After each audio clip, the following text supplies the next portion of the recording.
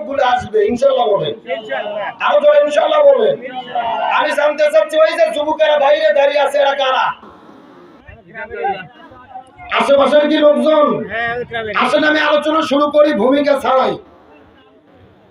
আলোচনার মতো আলোচনা হলে 30 সেকেন্ডই যথেষ্ট। জোরে বলেন কয় সেকেন্ড? এখন আপনারা প্রশ্ন করবেন হুজুর এই কথা বলার কারণ কি? সাম্প্রতিক গত 3-4 দিন আগে গত জুমায় ফিলিস্তিনের একটা খতিব বক্তব্য দিয়েছে মাত্র 30 সেকেন্ড। জোরে বলেন কয় সেকেন্ড? গভীর মনোযোগ। আমরা খতিবরা যখন মসজিদে দাঁড়াই খুতবা দেই 1 ঘন্টা আলোচনা করি, 45 মিনিট আলোচনা করি, অথচ ফিলিস্তিনের এই খতিব মাহমুদ আল হাসানাত 30 সেকেন্ড যে বক্তব্য দিয়েছে, এই বক্তব্য নিয়ে তাম পৃথিবীতে হইচই চলতেছে। বলেন আল্লাহু আকবার। এখন আপনাদের মনে কি প্রশ্ন জাগে না হুজুর ওই 30 সেকেন্ডে ওই খতিব কি বলেছে জানতে মন চায় কি চায় না? গভীর মনোযোগ লক্ষ্য করেন। ওই খতিব মাহমুদ আল হাসানাত যখন মেম্বারে দাঁড়িয়েছে মাইক নেওয়ার পরেই বক্তব্য দিচ্ছেন, যেই ফিলিস্তিনের 30,000 শহীদ, 70,000 আহত এবং 20 লক্ষ গৃহহীন ফিলিস্তিন মুসলমান ভাইরা আপনাদের ঘুম থেকে জাগাতে পারেনি, আমার 30 মিনিটের বক্তব্যে আপনারা ঘুম থেকে জাগবেন এটা আমি আশা করি না। সুতরাং বক্তব্য দিয়ে কোনো লাভ নাই, দাঁড়িয়ে যান, কাতার সোজা করেন, এখনই নামাজ হবে। আল্লাহু আকবার বলেন। কি বলেছে আপনারা কি বুঝতে পেরেছেন? যে ফিলিস্তিনের 20,000 শহীদ হয়ে গেল মাত্র 2 মাসের ভেতরে, 70,000 আহত মানুষ হসপিটালে কাতরাচ্ছে, 20 লক্ষ মুসলমান গৃহহীন, ঘর বাড়ি ছাড়া, এদের কান্না মুসলমানদের কান্না দিতে পারেনি। তাম পৃথিবীর 57টা মুসলমান দেশ রাষ্ট্রপ্রধানগুলো মুখের মধ্যে কুলুপ দিয়ে বসে আছে, ওদের পক্ষে কোনো কথা বলে না। অতএব আমার বক্তব্য দিয়ে কোনো লাভ নাই যতক্ষণ পর্যন্ত ফিলিস্তিনের নির্যাতিত মুসলমানেরা মুক্ত না হবে, এতক্ষণ পর্যন্ত ওয়াজ করে কোনো লাভ হবে না। আল্লাহু আকবার বলেন। এখন আমরা বাংলাদেশের মুসলমান তো ফিলিস্তিনের ওয়াজ শুনতে খুবই পটু, ফিলিস্তিনের ওয়াজ শুনতে ভালো লাগে। এই যে রোজা যখন চলে আসে, রোজার ফজিলতের ওয়াজ আমাদের খুবই ভালো লাগে। যে কোনো বক্তাকে মাইক দেবেন, হুজুরকে মাইক দেবেন, মাইক পাওয়ার পরে একটা হাদিস বলে, মান সামা রমাদান ঈমানান ওয়া ইহতিসাবান গুফিরা লাহু মা তাকাদ্দাম মিন যামবি। ঈমান এবং ইহতিসাবের সঙ্গে রোজা থাকলে আল্লাহ জীবনের গুনাহ মাফ করে দেবে। ওরে সুবহানাল্লাহর সাউন্ড রে। আমার দিকে লক্ষ্য করেন, আমি রোজার হাদিসকে অস্বীকার করি না, কিন্তু ওই যে খতিব বক্তব্য দিল তার বক্তব্যের সঙ্গে আমি বাংলাদেশকে মিলিয়ে একটা বক্তব্য দিতে চাই। যেই বাংলাদেশে রোজার মাসে পবিত্র কোরআন তেলাওয়াতে ঢাকা বিশ্ববিদ্যালয়ে বাধা দেওয়া হয়। ঢাকা বিশ্ববিদ্যালয় কোন বিশ্ববিদ্যালয়? নবাব স্যার সলিমুল্লাহর দেওয়া 600 একর জায়গার উপরে যেই বিশ্ববিদ্যালয় প্রতিষ্ঠিত, ওই বিশ্ববিদ্যালয়ে কোরআন তেলাওয়াতে বাধা দিয়েছে কারা? এরা কি বৌদ্ধ? কথা কন। এরা কি হিন্দু? ওরা কি খ্রিস্টান? ওরা কারা? নাম ধারা মুসলমান। রমজান যখন আসে আমরা একটা হাদিস পড়ি, রোজা আসলে আল্লাহ শয়তানদের বন্দী করে, এরকম হাদিস পড়ছেন না? যে আমার কথা হলো শয়তান যদি বন্দী থাকে তে কোরআন তেলাওয়াতে বাধা দিল কারা? এ কথা কন না কা? আচ্ছা রোজার মাসে পাবনাতে সুদ চলে না, ঘুষ চলে না? এমনও বাটপার আছে ভিটকে যে ঘুষের টাকা নিয়ে এসেছে, ও শয়তান বলতেছে এখন ঘুষের টাকা নেব না, ডোনারের মধ্যে রেখে যাও, আমি ইফতার করার পরে গণনা করে নেব। এরকম আল্লাহর ওলি আছে না নাই? এখন আমার কথা সোজা, যেই বাংলাদেশে রোজা অবস্থায় যদি সুদ চলে, রোজা থেকেও যারা সুদ খায়, রোজা থেকেও যারা ঘুষ খায়, রোজা থেকে যারা কোরআন তেলাওয়াতে বাধা দেয়, এরা হলো শয়তানের বাচ্চা, বড় শয়তান। আমার মনে হয় শয়তান এই 12 মাসের মধ্যে রোজার মাসে বেশি খুশি এবং মজাতে থাকে। তার কারণে আল্লাহ সেকন্দে বন্দি করে রাখছে, ও বসে থেকে শরবত খাচ্ছে। কথা ঘটনাটা ও বলতেছে কে আমি বন্দি থেকে কি লাভ, সব তো 100 ডিগ্রি ফোর্সে চলতেছে। যেরকম কথা ঠিক কিনা? এখন আমি ফিরে যেতে চাই আসল বক্তব্যে। ওই ফিলিস্তিনের খতিবের বক্তব্য শুনে আপনাদের ভালো লেগেছে। এখন আমার বক্তব্য হলো, যেই বাংলাদেশে কোরআন তেলাওয়াতে বাধা দেওয়া হয়, যেই বাংলাদেশে কোরআনের হক কথা বলে আলেমদের জেলে বন্দি করা হয়, যেই বাংলাদেশে ঈদের দিনেও আলেমেরা জেলে বন্দি থাকে, আলেমদের সন্তানেরা ঈদের আনন্দ করতে পারে না, ওই বাংলাদেশে রোজার ফজিলতের ওয়াজ করে সারানা বসার কোনো লাভ নাই। আমার কথার সঙ্গে কি একমত? ও ফিলিস্তিনের ওয়াজ শুনতে খুবই ভালো লাগে, বাংলাদেশে যে ফিলিস্তিন চলতেছে এ কথা কর না গা। যাদের বাবা ভেতরে বন্দি ওরা বুঝতেছে পেলা কাজ কয়। আপনি আমি তো বাতিলের সাথে আপোষ করে ললিপপ খাচ্ছি, আমাদের কিসের বিপদ? এই জন্য আমি বলতে চাই বক্তব্যের মতো বক্তব্য 30 সেকেন্ড হলেও যথেষ্ট। 30 সেকেন্ড নয়, আমরা বাংলাদেশের মুসলমান, 30 মিনিট টাইম কি দেওয়া যাবে? যেরকম দেওয়া যাবে। সুতরাং কোরআনের মাহফিল এসেছে, কোরআনের হক কথা বলবো, হক পথে চলবো। প্রয়োজনে কোরআনের কথা বলতে গিয়ে, কোরআনের পথে চলতে গিয়ে, কোরআনের আন্দোলন করতে গিয়ে নিজের জীবনের সর্বোচ্চ বিলিয়ে দেব। কোন বাতিলের কাছে মাথা নত করবো না। কারা কারা রাজি আছেন দুটি হাত আল্লাহকে তুলে দেখান। দেন একজন তাকবীর দেন।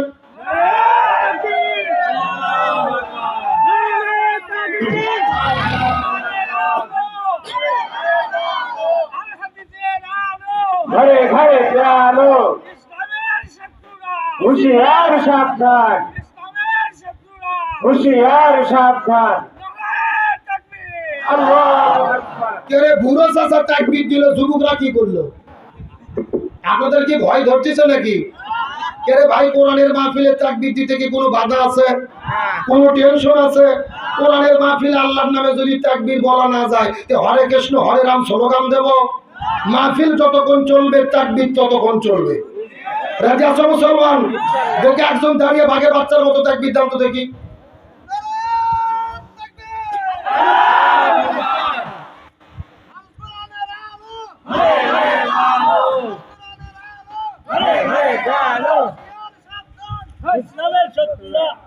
কেমনে ওয়াজ করবে? হ্যাঁ দেখে ভালো করে তাকবীর দাও তো একজন দেখি, কে পারে? কে রে, একটা হুজুর নাই, ভালো করে তাকবীর দাও তো দেখি।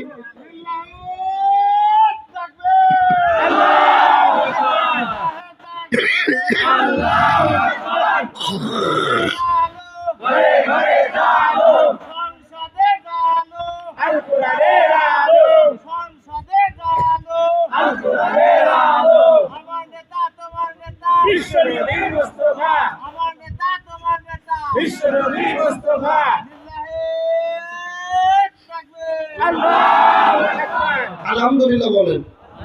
এবার এই হুজুরকে এক কাপ চা দেন তো। ও যতক্ষণ ঠিক আছে ও ততক্ষণ চলবে, ততক্ষণ ঠিক কিনা? এখন যদি অনুমতি দেন আমি সরাসরি কোরআন থেকে তাফসীর শুরু করতে চাই। আপনারা কি রাজি আছেন ভাই? সব আমার সঙ্গে পড়ে না। আউযু বিল্লাহি মিনাশ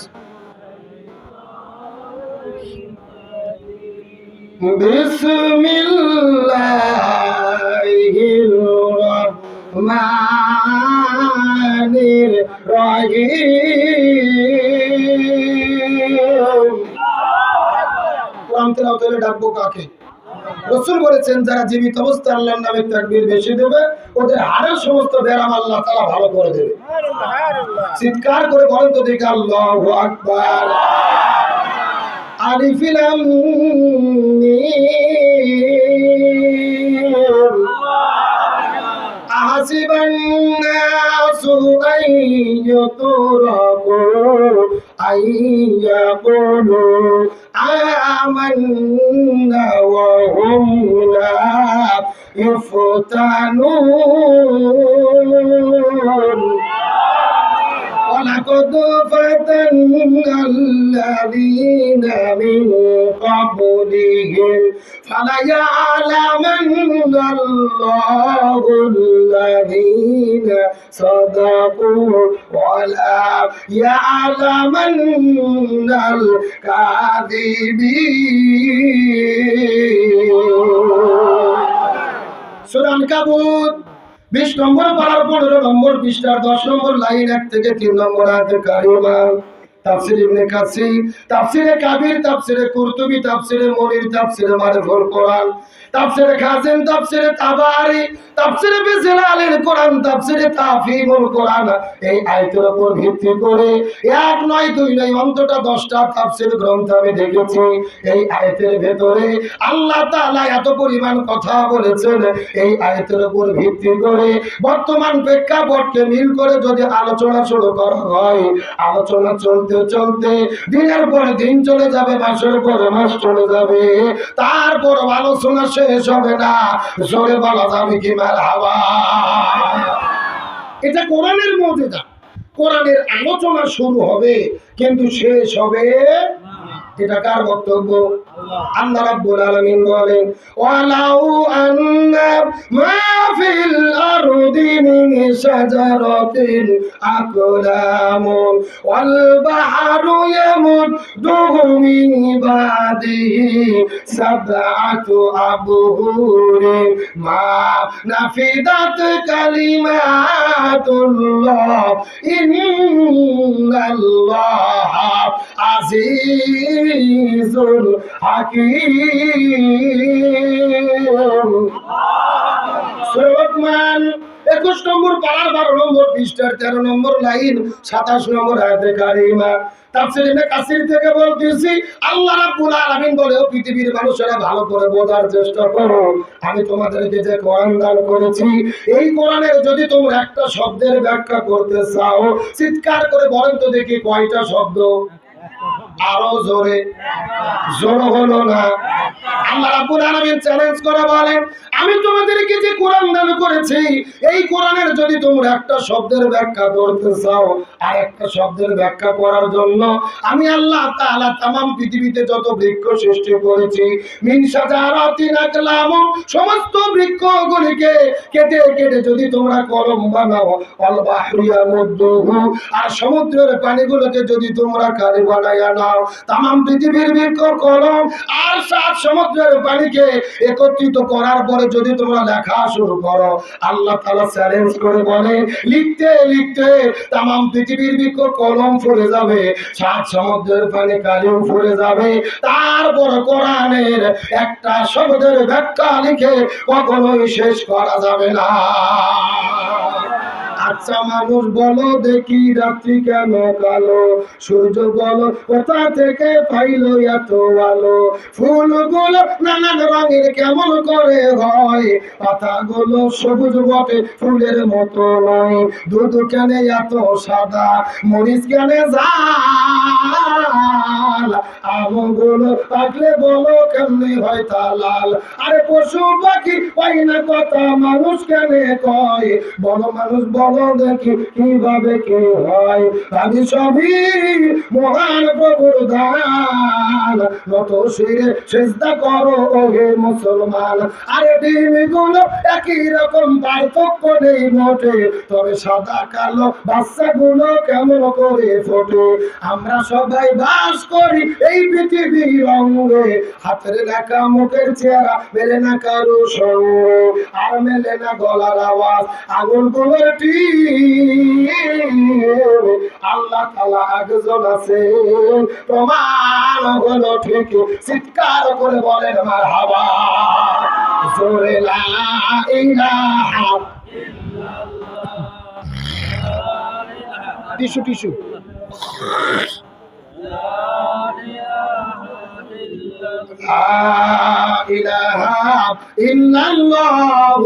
মুহাম্মাদুর রাসূলুল্লাহ।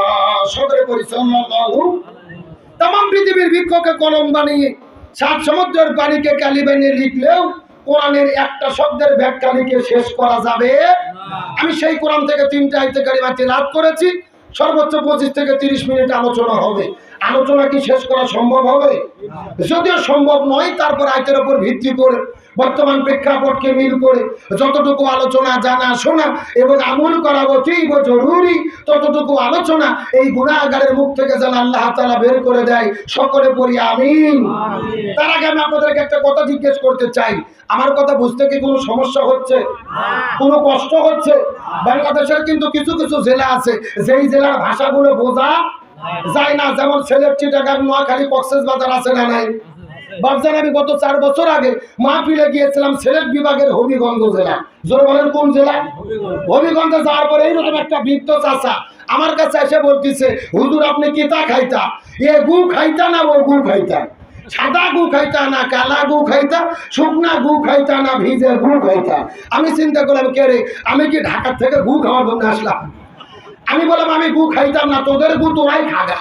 তখন শিক্ষিত একটা ছেলে এসে বলতেছে, হুজুর আসলে আপনি তো বুঝতে পারেননি, আমাদের এখানে তো গু মানে গু না, গু মানে হলো এইটা। আমার কাছে দুই ধরনের মিষ্টি নিয়ে এসেছে, একটা হলো সাদা মিষ্টি আর একটা হলো কালো মিষ্টি। এদের বলা দরকার ছিল, হুজুর আপনি এটা খাবেন না ওটা খাবেন, সাদাটা খাবেন না কালোটা খাবেন, শুকনাটা খাবেন না ভেজেটা খাবেন। তা না বলে আমাকে বলতেছে, হুজুর আপনি এ গু খাইতা না ও গু খাইতা, সাদা গু খাইতা না কালা গু খাইতা, শুকনা গু খাইতা না ভেজা গু খাইতা। বোঝার কি কোনো বুদ্ধি আছে ভাই? তো আমি যে কথা বলতেছি আপনাদের বুঝতে কি সমস্যা হচ্ছে, কোনো কষ্ট হচ্ছে? আলোচনা কি চলবে? শেষ পর্যন্ত থাকবেন তো ইনশাআল্লাহ? দেখি থাকবেন না কারা কারা, একটু হাত তোলেন। একদম দিদুল না বুঝে ঘুম যে আপনাদের ধরে গেছে সত্যি সত্যি বোঝা গেল। এই সত্য সত্য শেষ পর্যন্ত থেকে আখেরি মোনাজাত করে কারা কারা যেতে চান টান টান করে দুটো হাত আল্লাহকে ধরে দেখান। হাতগুলো একটু নাড়ান তো দেখি, নাড়ান, ঘুম একটু নাড়ান। আলহামদুলিল্লাহ করে হাতগুলো মুষ্টি করেন, মুষ্টি। সবাই একটু গোলা কাকার দান থেকে লিল্লাহি তাকবীর, আল কোরআনের আলো, আল হাদিসের আলো, কোরআন আছে যেখানে, হাদিস আছে যেখানে, সুদ ঘুষ যেখানে, দুর্নীতি যেখানে,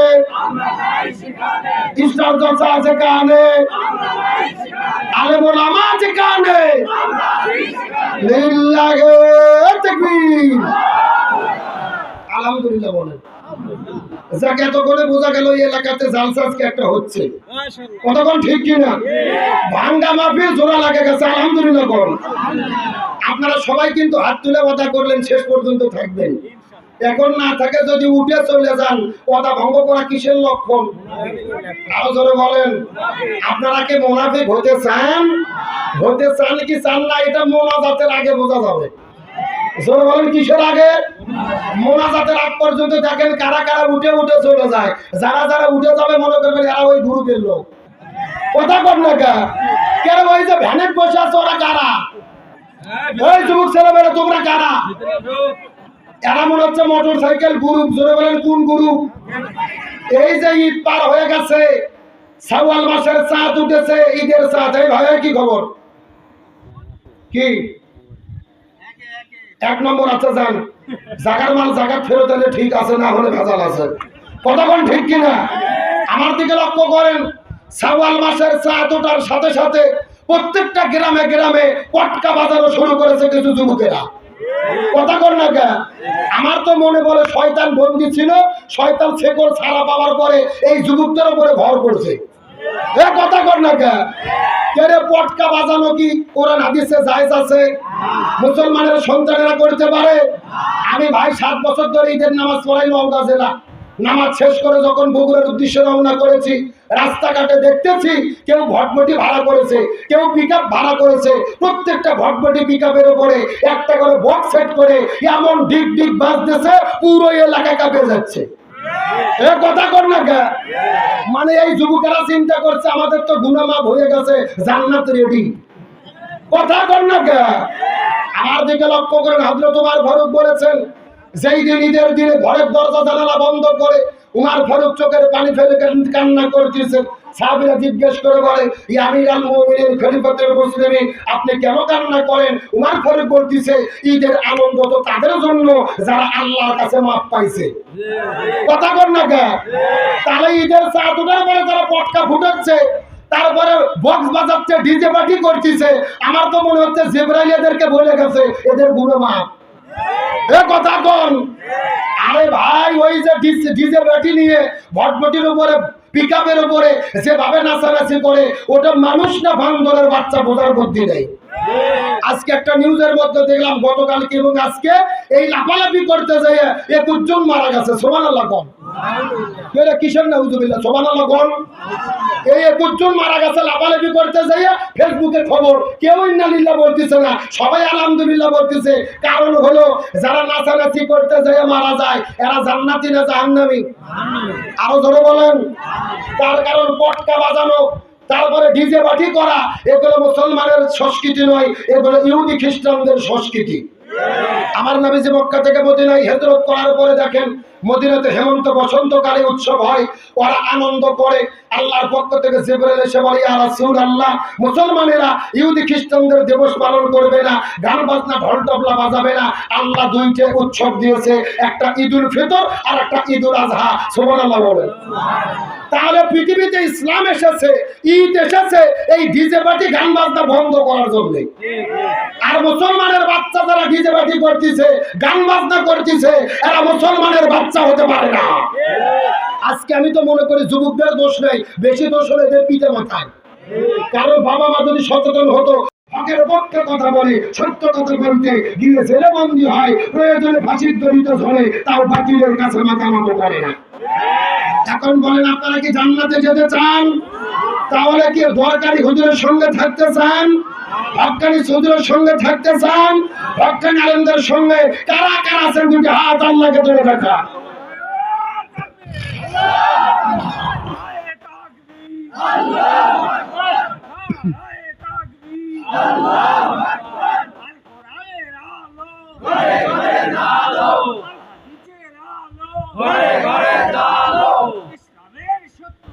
হুশিয়ার সাবধান, ইসলামের শত্রুরা হুশিয়ার সাবধান।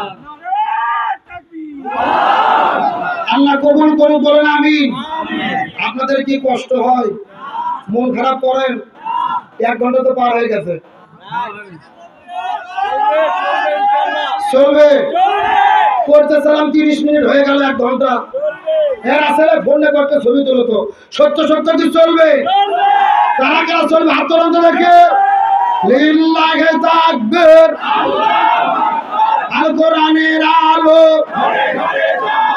আল হাদিসের আলো, দুনিয়ার মুসলিম, ইসলামের শত্রুরা কোরআন আছে যেখানে, হাদিস আছে যেখানে, আজকের মাহফিল চলছে, চলবে। পাবনা জেলার মাহফিল, চাটমোহরের মাহফিল, মির্জাপুরের মাহফিল, যুব সমাজের মাহফিল কতক্ষণ চলবে? সারা রাত। কেনাটা কি হুজুর মারা ওয়াজ নাকি? আমার বেলা সারা রাত নয়, আলোচনা যেহেতু শুরু করেছি, 1:30 বেজে গেছে, 2টা পর্যন্ত মোটামুটি আর 15 মিনিট আলোচনা, তারপরে মোনাজাত তাবারক নিয়ে 2টার মধ্যে বিদায় হবে ইনশাআল্লাহ। রাজি আছেন তো ইনশাআল্লাহ? এতই তেল মারলাম, বারে ওই ভ্যানের লোক নামলো না। কারা রে ওরা? কারা রে এ? ওরা কারা রে?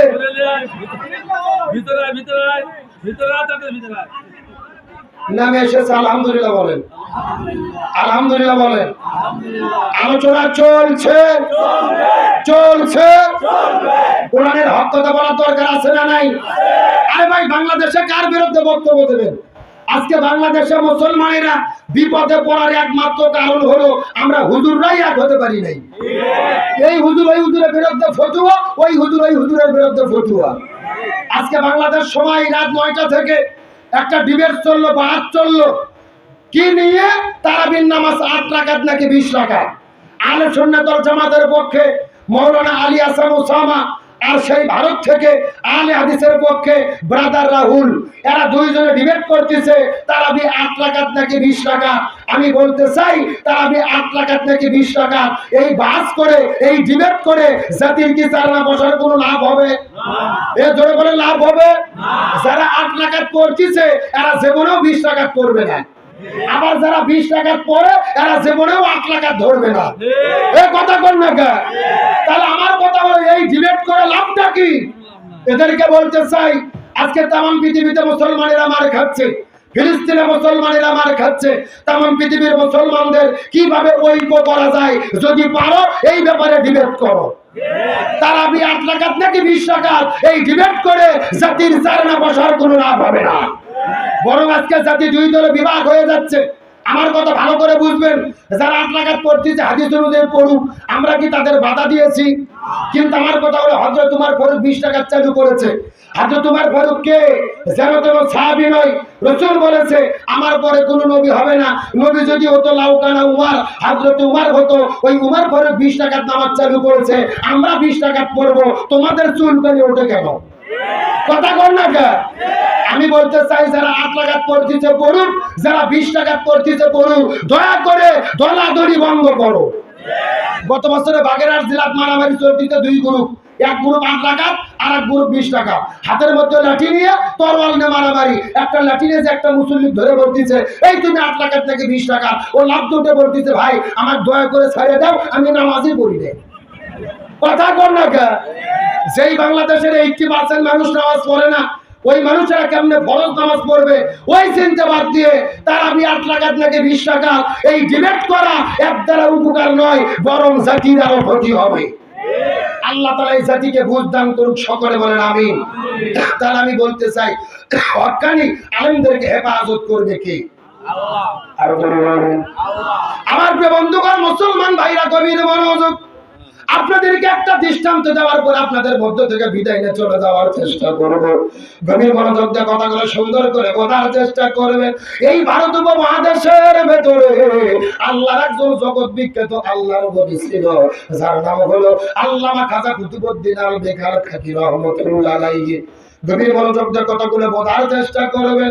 আল্লামা খাজা কুতুবউদ্দিন আল বেকারকাকি রহমাতুল্লাহ আলাইহি যেদিন পৃথিবীর মধ্য থেকে বিদায় নিয়ে চলে যাবেন, তার মৃত্যুর পূর্বে সমস্ত ছাত্রদেরকে ডাক দেওয়া বলে, এ ছাত্ররা রে, আমার মৃত্যুর পরে জানাজার নামাজ পড়ার কোনো দরকার নাই রে। আমার মৃত্যুর পরে তোমরা বিনা জানাজায় আমার লাশটাকে দাফন করে দিবে।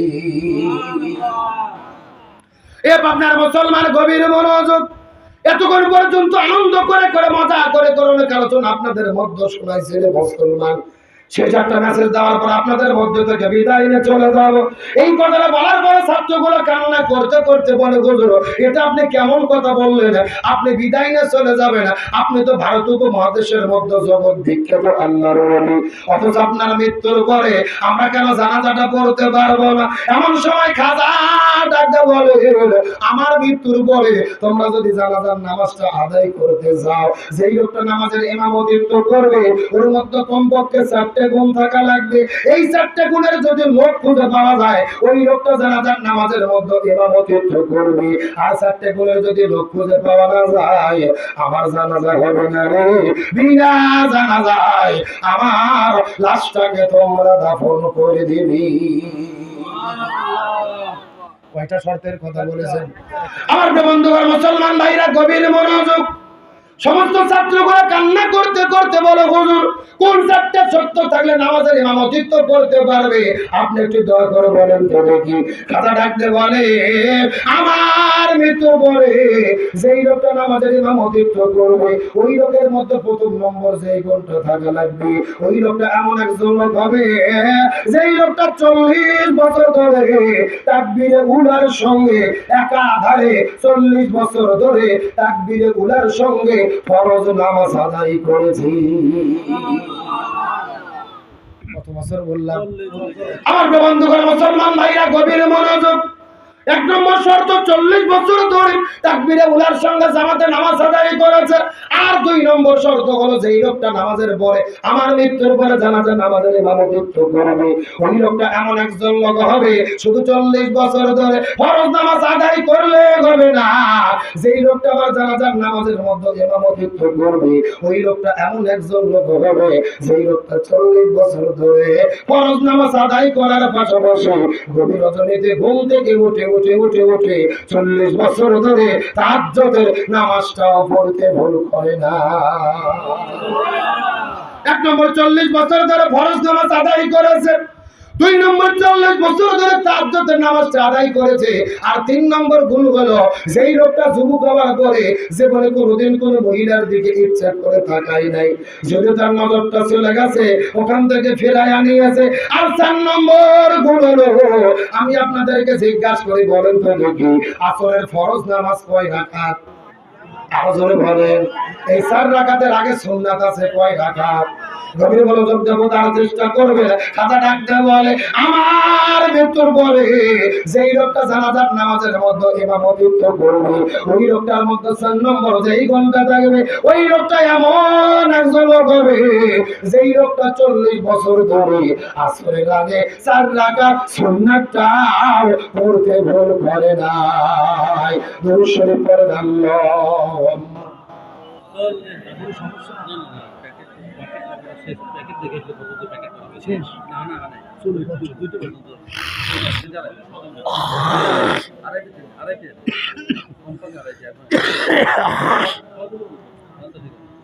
কষ্ট হচ্ছে আপনাদের, রাগ করতেছেন, তারা চিৎকার করে বলেন শর্ত কয়টা? আরো জোরে, জোর হলো না, সাউন্ড নাই। এই 4টা শর্তের লোক পাওয়া যায় কিনা, আর শেষ পর্যন্ত খাজার জানাজা হয় কিনা হয়, এই আলোচনা কি চলবে? কথা বলেন চলবে? 2-4 জন যারা মাঝখান থেকে উঠে যাচ্ছে, এরা কারা? কিসের 1 নম্বর? কেন ভাই পেশাব লাগবে বুড়ো মানুষের, এই যুবক ছেলেমেয়েরা কিসের পেশাব? এ কথা কর না গা। আচ্ছা, আমি যদি এই চাচাক বলি, চাচা আপনি একটু ওয়াজ করেন তো, আমি 2 মিনিট পেশাব করে আছি, আমার যেতে দেবেন? বক্তার পেশাব না রেখে ছোটার এত কিসের পেশাব? আর যুবকদেরকে বলতে চাই, বেশি পেশাব করা লক্ষণ ভালো না, ডায়াবেটিস হবে। এ কথা কর না গা। ওটা উঠির কোন সুযোগ? আলোচনা চলছে চলছে, তাহলে চিৎকার করে বলেন শর্ত আছে কয়টা? আরো জোরে বলেন। আমার প্রিয় বন্ধুগণ, মুসলমান ভাইরা গভীর মনোযোগ। এই 4টা শর্ত দেওয়ার পরে পরের দিন সকালবেলা লক্ষ্য করে দেখা গেল ফজর নামাজের পরে আল্লাহর ডাকে সাড়া দিয়ে খাজা কুতুবউদ্দিন আলবে কালকাকি রহমাতুল্লাহ আলাইহি পৃথিবীর মধ্য থেকে বিদায় নিয়ে চলে গেলেন। বলেন না আল্লাহু আকবার। শেষ কথাগুলো সুন্দর করে বোঝার চেষ্টা করবেন। ওই সকালবেলা খাজা যখন বিদায় নিয়ে চলে গেল, তার জানাজার নামাজটা আদায় করার জন্য চতুর্দিক থেকে লক্ষ লক্ষ মুসলমানেরা তার খাটুনির কাছে আসার পরে চোখের পানি ফেলে কান্না করে করে করে করে করে করে দোয়া করে। এখন আমি আপনাদেরকে জিজ্ঞাসা করি, বলেন তো আজকেও বাংলাদেশের ভেতরে আলেমরা যখন বিদায় নিয়ে চলে যায়, মানুষেরা কান্না করে দোয়া করে কি করে না? আরো জোরে বলেন। এ পাবনার মুসলমান, একটা দৃষ্টান্ত আপনাদের মধ্য দিতে চাই। এই যে 3 মাস আগে আমাদের মধ্য থেকে বিদায় নিয়ে চলে গেল, ওই যে কোরআনের পাখি আল্লামা দিলওয়ার হোসেন সাইদি, কথা বলেন না কেন? ওই পরের পাখিটা বিদায় নেওয়ার পরে এই বাংলাদেশের ৬৮,০০০ গ্রামের ভেতরে এমন কোন গ্রাম নাই যেই গ্রামে আল্লামা সাইদের জন্য মানুষেরা দোয়া করে নাই।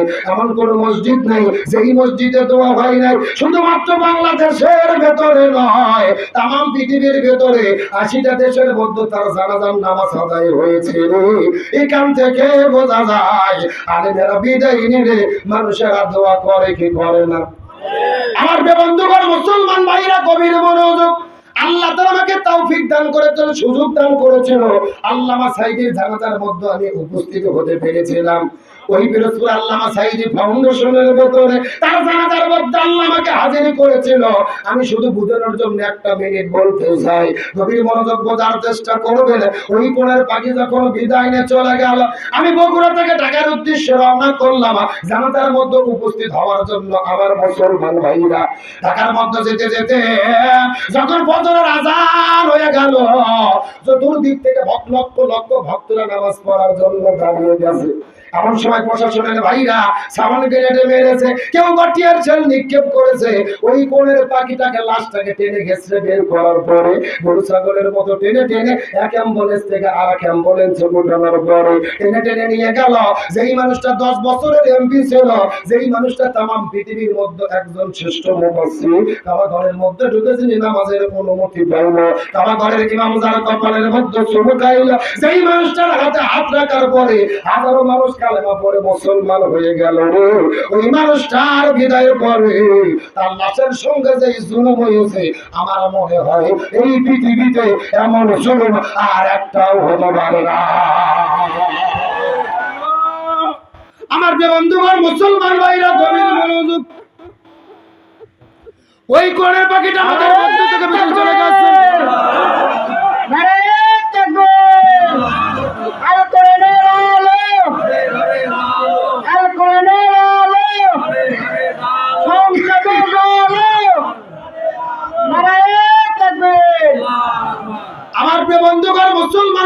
গভীর মনোযোগ, শুধুমাত্র একটা মেসেজ দেওয়ার জন্য আপনাদের মধ্যে আমার জীবনের মধ্য থেকে অভিজ্ঞতাটা বলতে চাই।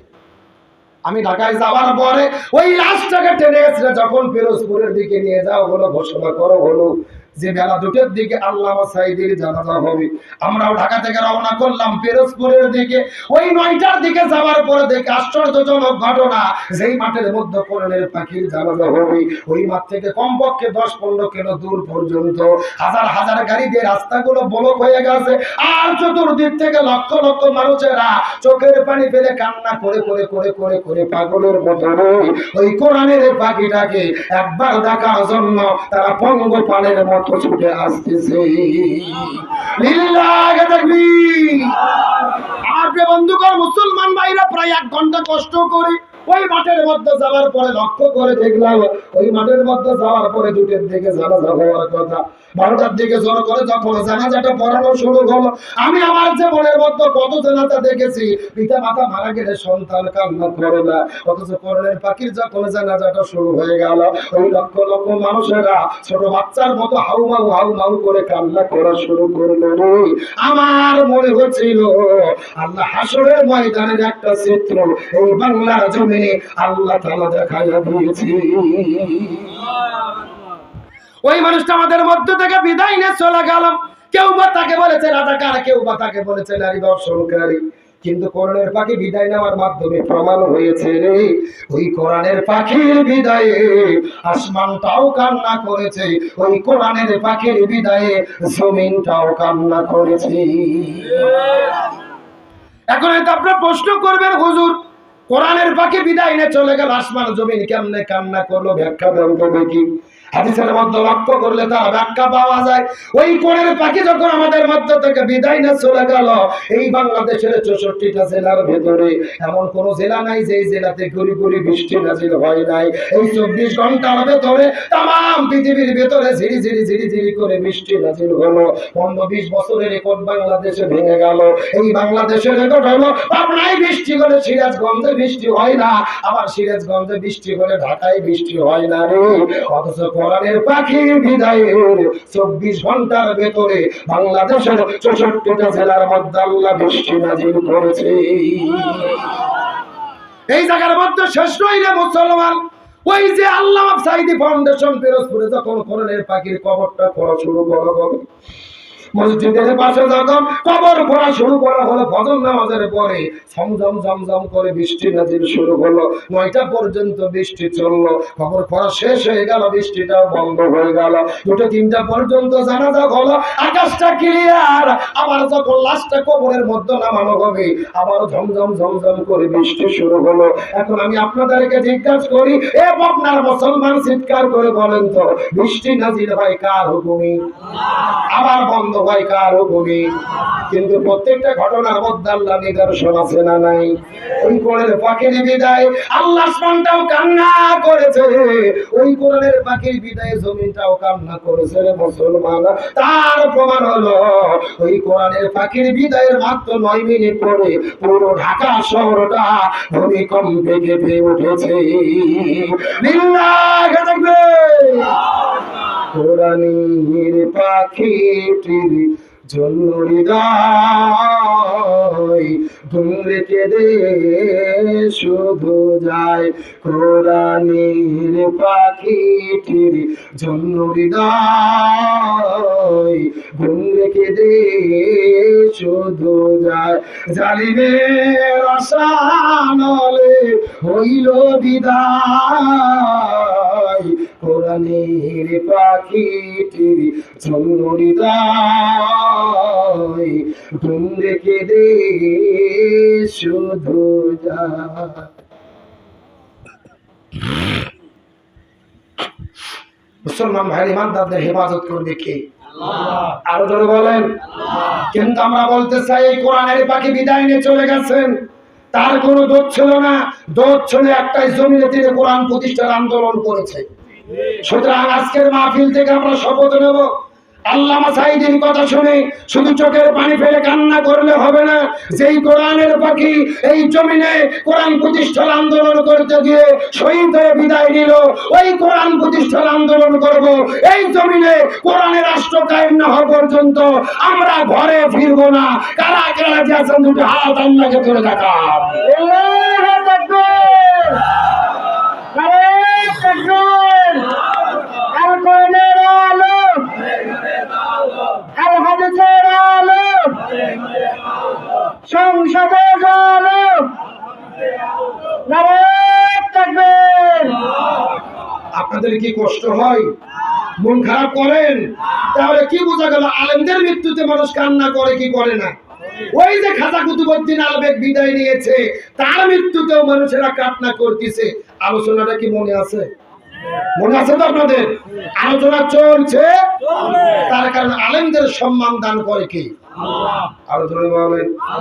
আমার প্রিয় বন্ধুগণ, মুসলমান ভাইরা গভীর মনোযোগ।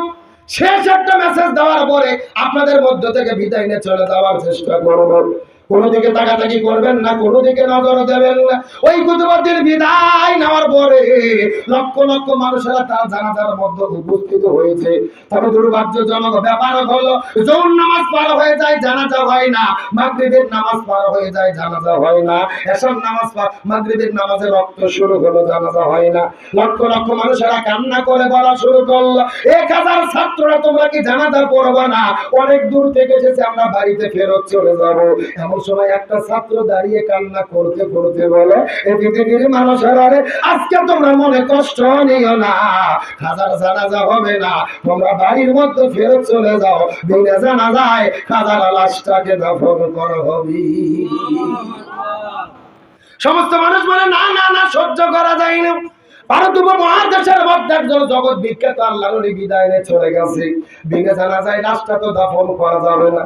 একটা ছাত্র কান্না করতে করতে বলে, খাজার মৃত্যুর আগে 4টা শর্ত দিয়ে গেছে, এই 4টে শর্তের লোক আমরা খুঁজে পাই নাই, কেমনে করে তারা জানাজার নামাজটা পড়বো?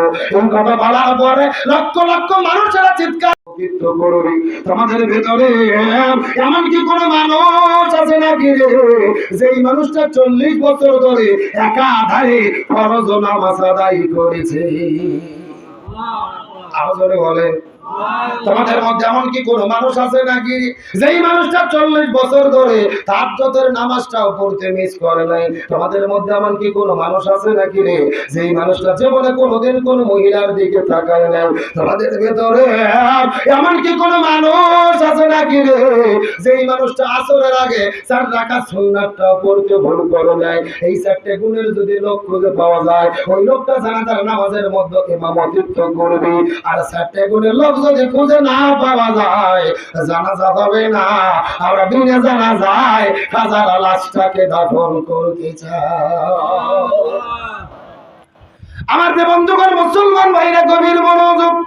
এই কথা বলার পরে লক্ষ লক্ষ মানুষেরা চোখের পানি ফেলে হাউমাউ করে কান্না করা শুরু করলে। প্রত্যেকটা মানুষ নিজেদেরকে আসামির কাঠ গড়াই দাঁড় করাইছে। এই লক্ষ মানুষের মধ্যে এমন কি কোনো মানুষ খুঁজে পাওয়া যাবে না যেই মানুষের মধ্যে 4টে গুণ পাওয়া যাবে? ওই লোকটা নামাজের ইমামতিত্ব করবে। কান্না করতে করতে মাগরিবের নামাজের আযান হয়ে গেল, তারপরও লোক খুঁজে পাওয়া যায় না। এসব নামাজ হয়ে গেল, তারপরও 4টে গুণের লোক খুঁজে পাওয়া যায় না। রাতে 9টা 10টা যখন বেজে গেল, এমন সময় 4টা ছাত্র বের হওয়ার পরে হাউমাউ করে কান্না করতে করতে করতে করতে খাটুনির কাছে চলে গেছে।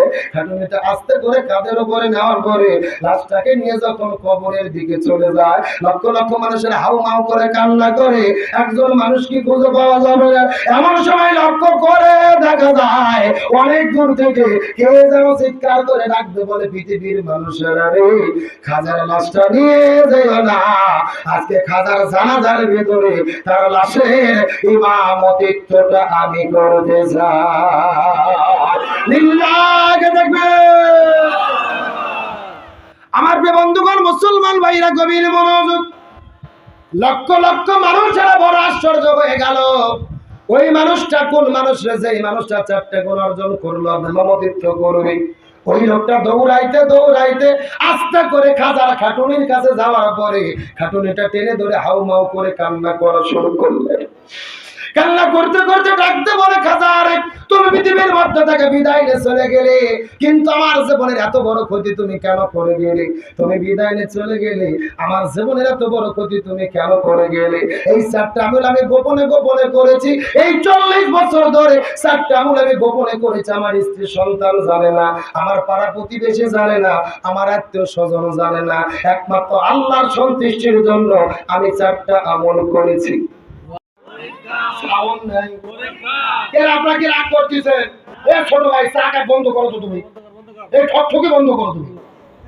এই যে আমি বসে আছি সোজা, ডান দিকে এক ভাগ, বাম দিকে এক ভাগ, আপনারা মুখ বন্ধ করেন, আপনারা বলেন তো দেখে আজকের আলোচনার বিষয় কি? আরো জোরে, আপনারা মুখ বন্ধ করেন, আপনারা বলেন তো দেখে আজকের আলোচনার বিষয় কি? ওরে বাবা, এরা ভাগ করে দেয় না, সাউন্ড আসছে, তার মানে আপনারা হিসাবে করতেছেন না।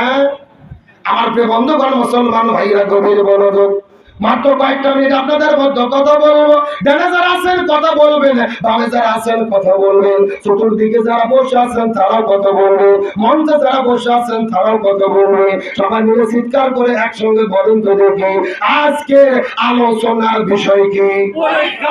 আরো জোরে, জোর হলো না। হে আপনার মুসলমান, গভীর মনোযোগ, ইমানের পরীক্ষা কাকে বলে এই বিষয়টা বোঝানোর পরে আপনাদের মধ্য থেকে বিদায় নিয়ে চলে যাওয়ার চেষ্টা করব। আল্লাহ বলেন ইমানের দাবি করলেই হবে না, ইমানের পরীক্ষা দিতে হবে। একই কথা আল্লাহ সূরা বাকারার 214 নম্বর আয়াতের মধ্যে বলেছে। আল্লাহ তাআলা ডাকতে বলেন, আমা হাসিবিতুম আন তাদখুলুল জান্নাহ, মানুষেরা কি মনে করেছে ইমান এনেছে এই কথা বললেই জান্নাতে যাবে? অত সোজা না। কত নবী রাসূল বিদায় নিয়ে চলে গেছে, আমি আল্লাহ তাআলা তাদের ইমানের পরীক্ষা গ্রহণ করেছে। কেউ বা হাত হারাইছে, কেউ বা পা হারাইছে, কেউ বা জেলে বন্দী হয়েছে, কেউ বা ফাঁসির দড়িতে ঝুলে বিদায় নিয়ে চলে গেছে, কেউ বা ইমানের পরীক্ষা দিতে দিতে সহ্য করতে পারে না, আল্লাহর দিকে, আকাশের দিকে তাকিয়ে ডাকতে বলে মাতা নাসরুল্লাহ, কখন আল্লাহর পক্ষ থেকে সাহায্য আসবে?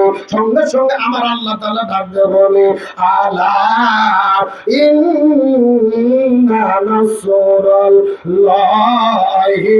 কারীব।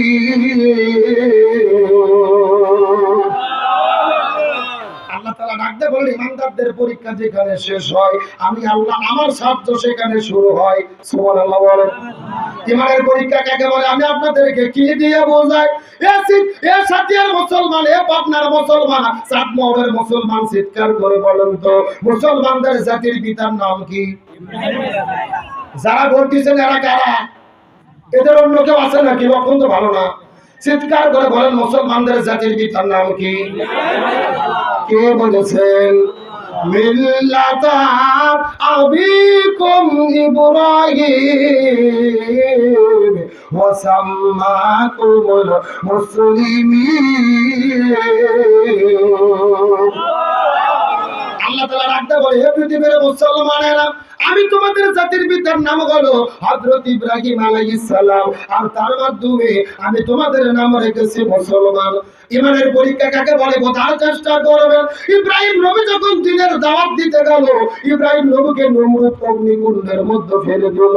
1 নয় 2 নয় 40 দিন পর্যন্ত ইব্রাহিম নবী নমরুদের অগ্নিকুণ্ডের মধ্যে ছিল।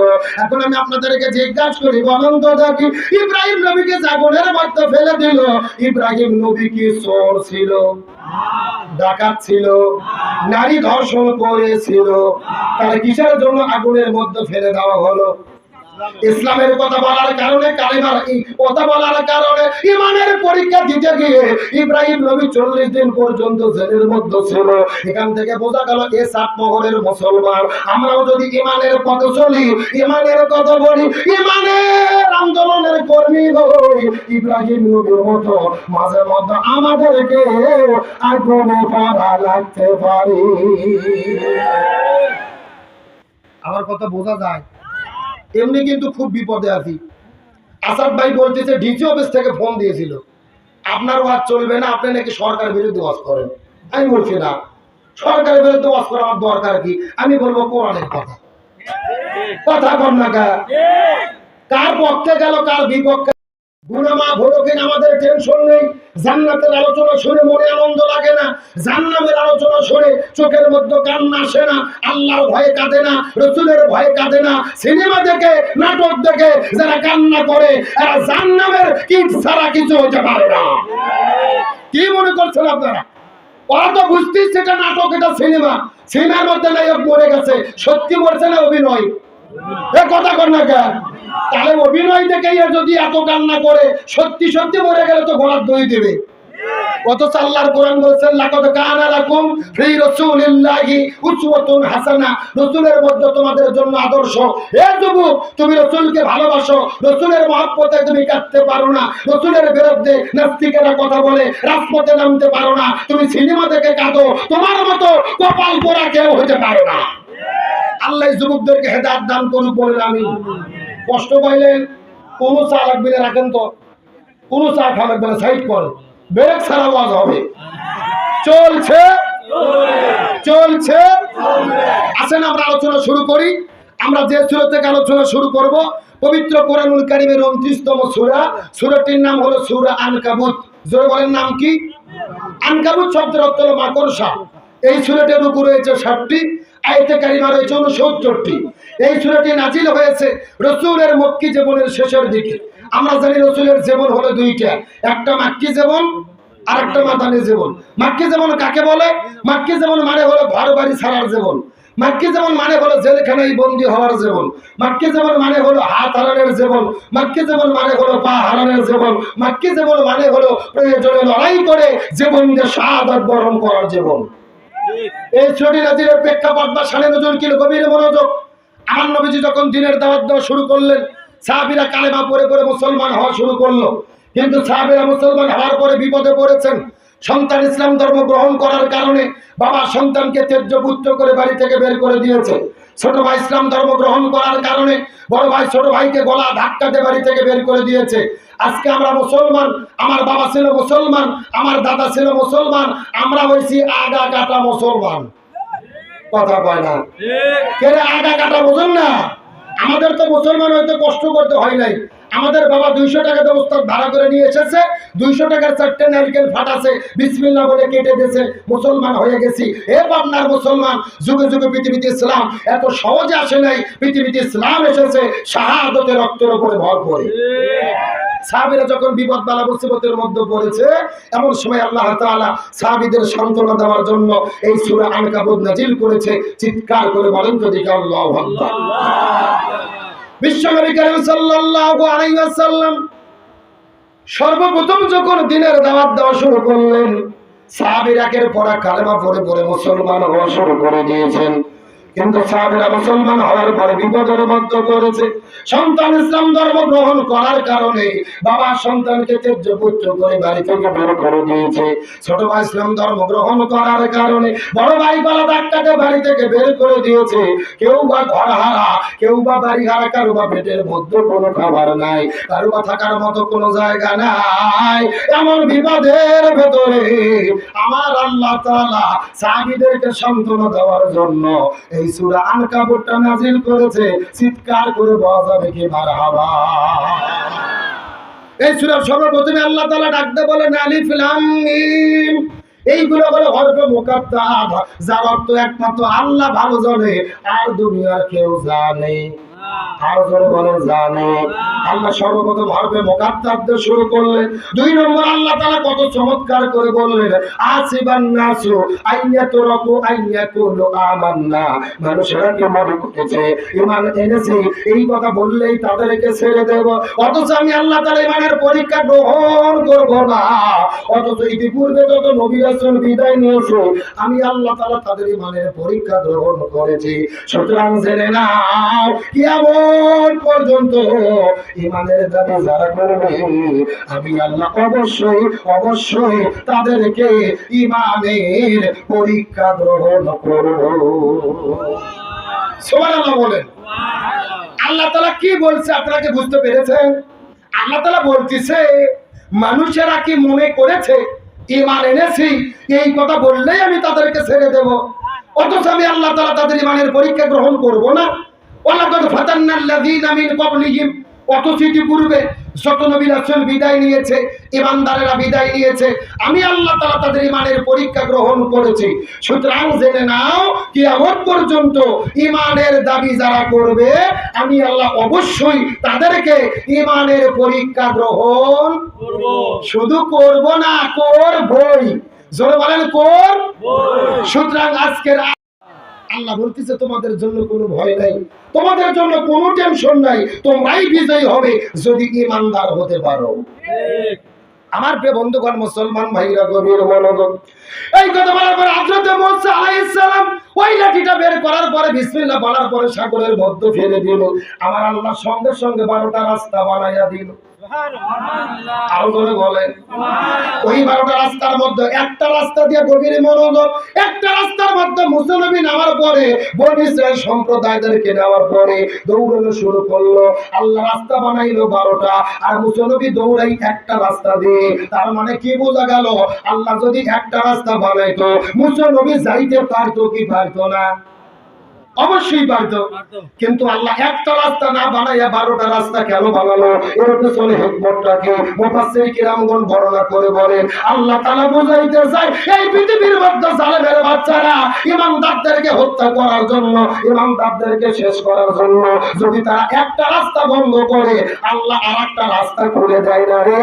ওই জালেমেরা রাস্তা বন্ধ করে একটা, আর আমার আল্লাহ তাআলা 12টা রাস্তা বানায়া দেয়। লিল্লাহি তাকবীর। তারা রাস্তা বন্ধ করে কয়টা? আর আল্লাহ খুলে দেয় কয়টা? তার মানে বোঝা গেল ইমানদারদের কোনো টেনশন, কোনো ভয়, কষ্ট হচ্ছে নাকি আপনাদের? আমার বন্ধুগণ, মুসলমান ভাইরা, গভীর মনোযোগ। মুসা নবী দৌড়াইতে দৌড়াইতে যখন সাগরের মাঝখানে চলে গেছে, ফিরাউনের বাহিনী দৌড়াইতে দৌড়াইতে সাগরের ওই পাশে চলে এসেছে। ফিরাউন মনে মনে চিন্তা করে, মুসা নবী যদি তো পার হয়ে যাচ্ছে, আমিও পার হয়ে যেতে পারবো। আর আল্লাহ শুধু মনে মনে বলতেছে আয়। আল্লাহ কি বলতেছে? আল্লাহ শুধু মনে মনে বলতেছে আয়। মার হবে জাগা মতো, মার হবে। এ সবাই বলেন মার হবে। যারা জবান খুলবি না মনে করবেন এরা ফিরাউনের দলের লোক। এ কথা কর না কে?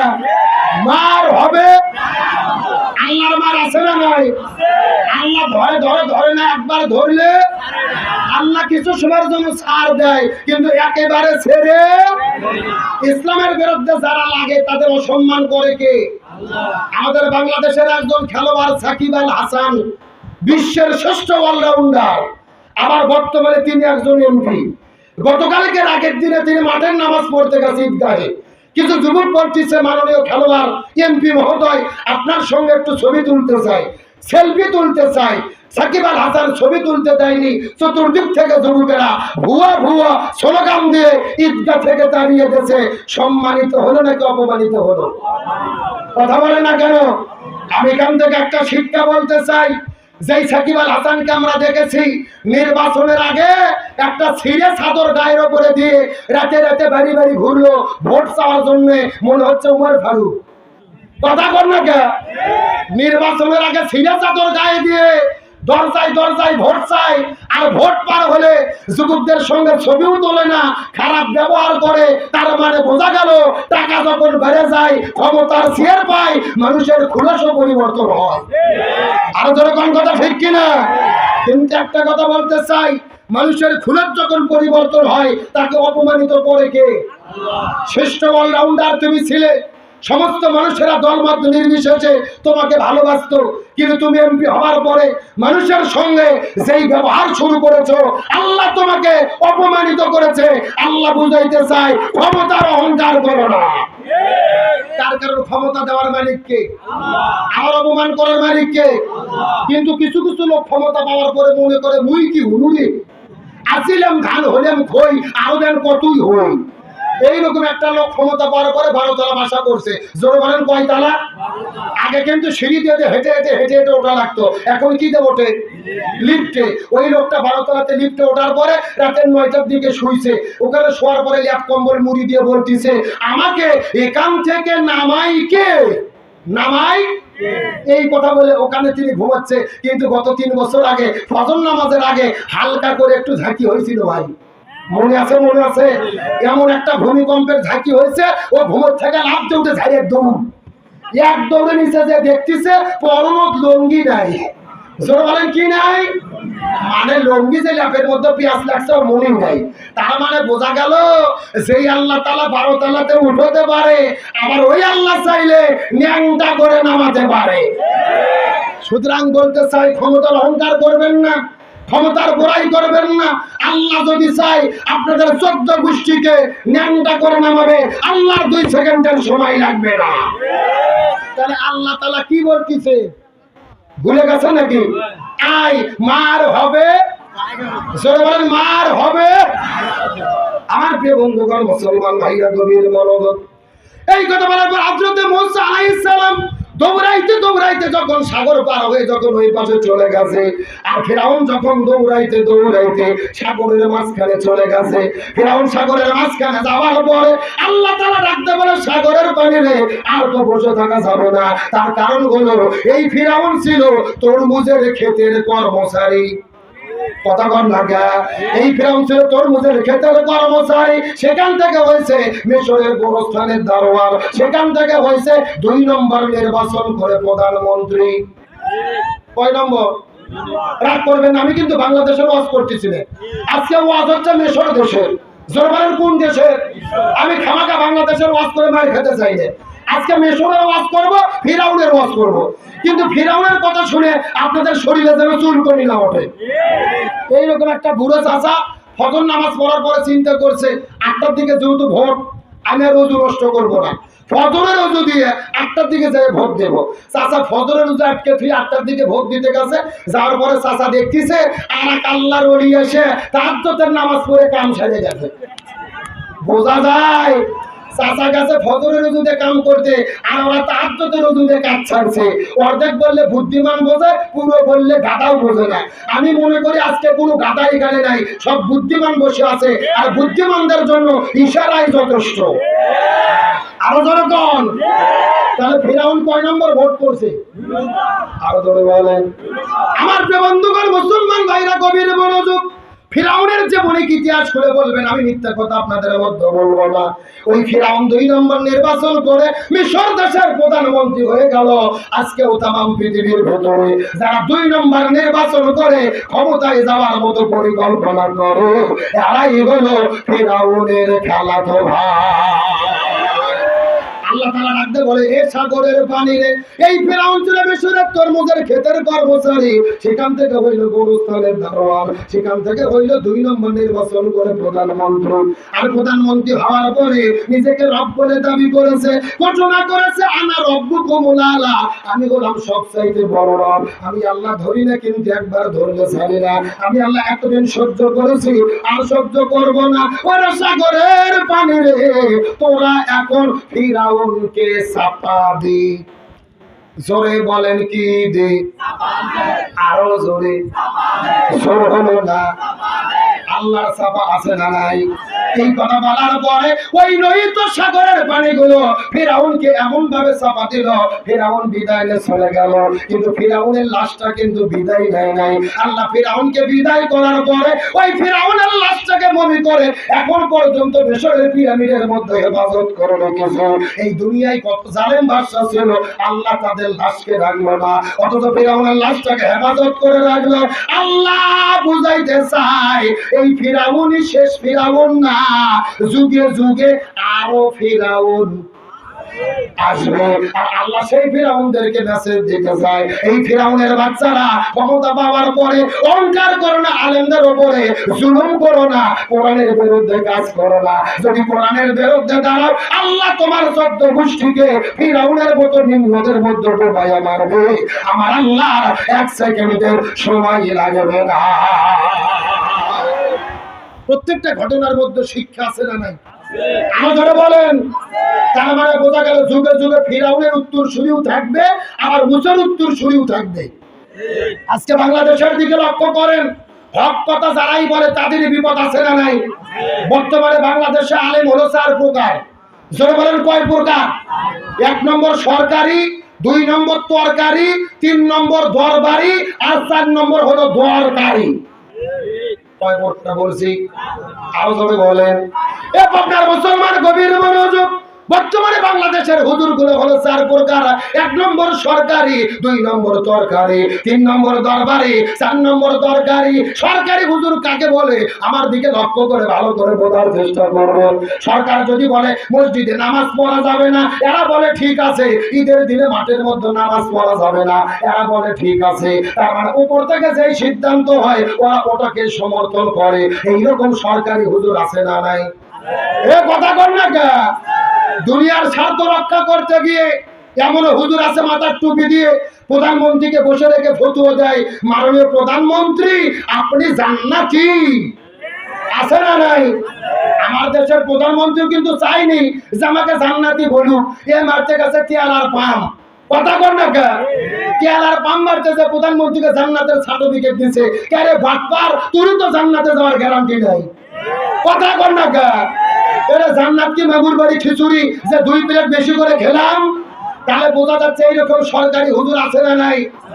1 নম্বর সরকারি, 2 নম্বর কি তরকারি, 2 নম্বর কি তরকারি। হুজুর কাকে বলে আমার দিকে তাকান। খাওয়া যেই দিকে এরা সেই দিকে। ওদের মাদ্রাসার যদি 100 বস্তা কেউ চাউল দেয় জান্নাতের সার্টিফিকেট দিয়ে ছেড়ে দেয়। এদেরকে যদি ঘুষখোর দাওয়াত দেয় তার বাড়ির যে ইচ্ছা মতো খাইয়া দোয়া করে জান্নাতের মধ্যে ঢুকে যায়। মনে হয় যে জান্নাত ঢুকে দেওয়া ডিলেন নিছে। কথা কর না কে? মানে তরকারি হুজুর হলো খাওয়া যেই দিকে ওরা সেই দিকে। আর 3 নম্বর হলো দরবারি। জোরে বলেন কি বাড়ি? দরবার বোঝেন না? দরবার মানে এদের ইচ্ছে শুধু খানকা ঠিকানো, দরবার ঠিকানো, দরবার ঠিকানো এরা ব্যস্ত থাকে।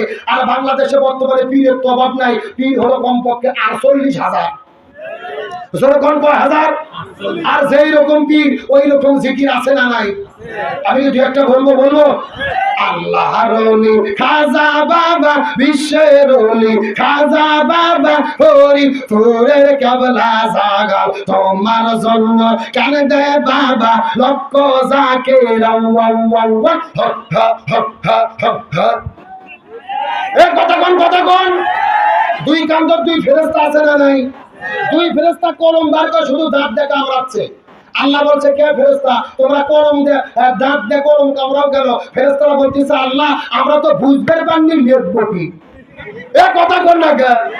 কেরা কোরআন হাদিসে হো হ্যাঁ কোতাকুতি হকাহুকি কোন জিকির আছে?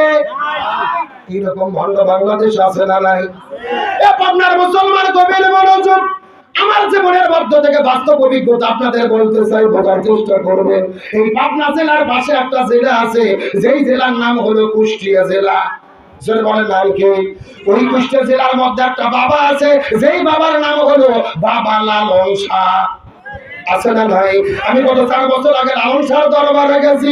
ওই জায়গায় যাওয়ার পরে লক্ষ্য করে দেখি একটা পাগলের মতো লোক বসে আছে। তার মাথার মধ্যে হলো জট, পরনে পরে আছে চট, আর শরীরে পাঠার মতো বন্ধ, কাজ দিয়ে যাওয়া যায় না। কথা কি বুঝতে পেরেছেন? আমি আস্তে করে যাওয়ার পরে লক্ষ্য করে দেখি কিছু মহিলা মানুষ যাওয়ার পরে ওই বাবার গাও ধরে টিপাটিপি করতেছে। লক্ষণ ভালো না খারাপ? এখন আমি আপনাদের জিজ্ঞাসা করি, বলেন তো দেখো, মেয়ে মানুষ যদি ছেলে মানুষের গায়ে হাত দেয় ওই ছেলে মানুষ কি ঠিক থাকতে পারবে? সব জায়গা যদি ঠিক থাকে অন্তত একটা জায়গা ঠিক থাকবে না, যদি সে হিজড়া না হয়। এ যুবকেরা কথা বলো। আমি ডাকতে বললাম পাগল মহিলা তোমাদের কি হলো? তোমরা কেন পাগলের গাও ধরে টিপাটিপি করতেছো? আমাকে ডাকতে বলে হুজুর এটা পাগল নয়, এটা হলো আল্লাহর ওলি। কিসের ওলি? পরীক্ষা করে দেখার দরকার আছে না নাই? আমি কিছুক্ষণ পরে লক্ষ্য করে দেখলাম এই কথিত আল্লাহর ওলিটা পেশাব করার জন্য গেল। আমিও তার পেছনে গেলাম। যাওয়ার পরে লক্ষ্য করে দেখি বাবা পেশাব করেছে, কিন্তু পেশাব করার পরে পানি ব্যবহার করে। লক্ষণ ভালো না খারাপ? আমি আস্তে করে ডাকতে বললাম বাবা আপনি পেশাব করলেন, পানি কেন ব্যবহার করলেন না? আমাকে ডাকতে বলে হুজুর আপনি শরীয়তের হুজুর মারিফত বুঝবেন না। আমি বলে শরীয়তের হুজুর মারিফত বুঝবো না। আমি ডাকতে বললাম হুজুর আপনি বুঝে দিলেই তো বুঝতে পারবো, আপনি বুঝে দিলেই তো বুঝতে পারবো। আমাকে ডাকতে বলে হুজুর আপনি কি জানেন এই পানি কোন পানি? আমি বললাম এই পানি কোন পানি? মানে নবীর নাতি ইমাম হুসাইন কারবালার প্রান্তরে পানি পানি বলে চিৎকার করে শহীদ হয়ে চলে গেছে। একটা ফোঁটা পানি নবীর নাতিকে দেওয়া হয় না। ওই নবীর নাতি পানি কাটলে চিৎকার করে শহীদ ঢুকাই নিল। আমি ওই পানি আমার এই জায়গায় ঠেকাবো না। কতকে বুঝতে পেরেছে? আমি তখন ডাকতে বললাম হে কথিত আল্লাহর ওলি নবীর নাতি ইমাম হোসেন কারবালার প্রান্তরে পানি পানি বলে চিৎকার করে শহীদ হয়ে চলে গেল। এই জন্য পানি যদি আপনি সামনের জায়গায় না ঠেকান, আমার কথা হলো আপনি পায়খানা করার পরে পেছনেও পানি ঠেকাতে পারবেন না। এ কথা কর না গা। এরা কিন্তু জাতে মাতাল, কিন্তু তালে ঠিক। জাতে মাতাল মানে শীতের দিনে সামনে পানি লাগায় না, কিন্তু বলেন তো পায়খানা করে পেছনে পানি ব্যবহার করে কি করে না? পেছনে পায়খানা করে যদি পানি ব্যবহার না করে, আমরা হুজুররা তো দূরের কথা, ওর বইও ঝাঁটা পিটা করে ঘর থেকে বার করবে। বই বেঁধে তুই পীরগিরি করবো ঘরে যায় কর, দয়া করে ল্যাপ খাতা নষ্ট করিস না। আরো জোরে বলেন। এরা মাঝে মধ্যে গান গায় কি রমান কাতিবিন রোজগা সরের দিন মাওলার কাছে যদি করে অভিযোগ আমি বলবো দুনিয়ায় ছিলাম ন্যাংটা বাবার লোক। কি বাবা একেবারে বাস্তব বলতেছি ভাবছেন। গত 6 বছর আগে মাহফিলে গিয়েছি চাঁদপুর জেলার মতলব থানা। ওখানে যাওয়ার পরে কিছু লোক এসে আমাকে বলতেছে হুজুর আমাদের এখানে ন্যাংটা বাবা আছে, হুজুর দেখতে যাবেন?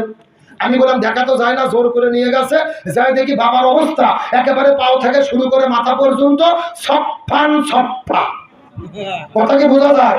মানে অফিস আদালত স্টেশন সব করা। আমি তখন দেখে বলতেছি নাউজুবিল্লাহ, সাথে সাথে একটা মুরিদ বলতেছে নাউজুবিল্লাহ বলবেন না হুজুর, বাবার ভেতরে মাল আছে হুজুর। কি আছে? আমি বললাম কে বাংলা মাল যাচ্ছে, ও মাল তো দেখাই যাচ্ছে, ও মাল তো সবার মধ্যে আছে, নতুন কি মাল আছে ওটা দেখা। কতক্ষণ ঠিক কিনা? এই সমস্ত বাটপারদেরকে জুতো পিটা করে যাত্রা করা দরকার। কিন্তু মনের মধ্যে বড় কষ্ট ভাই, এইরকম বাটপারি যারা বাংলাদেশে করতেছে এদের কোনো বিপদ বাংলাদেশে নাই। কিন্তু যারাই কোরআনের হক কথা বলেছে, কোরআনের সত্য কথা বলেছে, তারাই আজকে 13 বছর জেলবন্দি থেকে ওই কোরআনের পাখি বিনা চিকিৎসায় বিদায় নিয়ে চলে গেছে। তার মানে বোঝা গেল ভণ্ডামি করলে বিপদ হয় না, কোরআনের হক কথা বললে বিপদ হয়। তাহলে এই যে দরবার নিয়ে যারা পড়ে আছে এরা কি আলেম? দরবারি। জোরে বলেন কি? এই যে 1 নম্বর সরকারি, 2 নম্বর তরকারি, 3 নম্বর দরবারি, এই 3 প্রকার আলেম যাবে জাহান্নামে। আর 1 নম্বর 1 প্রকার আলেম যাবে জান্নাতে। সেটা হলো কারা? যারা হলো কি দরকারি।